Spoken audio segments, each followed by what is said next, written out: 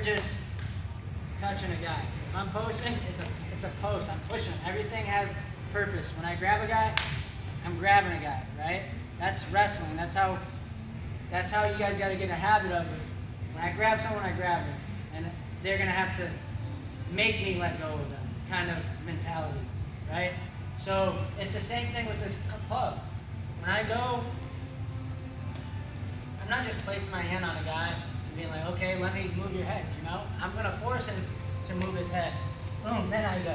Now I'm forcing him to move, right?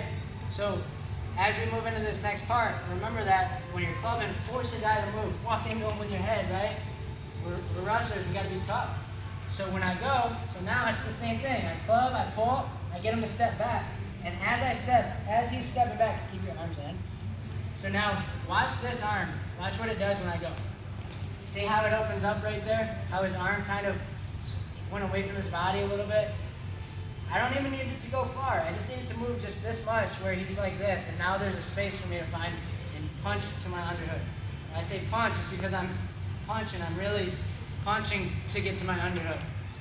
So when I go and I create that hole, boom, I'm really punching through, all the way through as far as I can. Boom.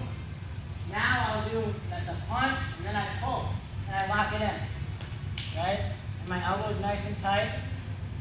My elbow's pointed down again. If I'm here, now you can go inside reach. You can get underneath. You can start wrestling across.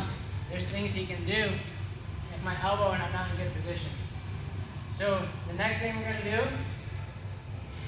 we're going to push, punch, pull, and lock that down. That's all we're doing now. So now everything's the same. See that? Again, remember, physical. Boom, boom. And then I lock it down. Partner, overhook. Put your arm over. There you go. So anytime we're drilling, anytime we got an underhook, the other guy overhooks, okay?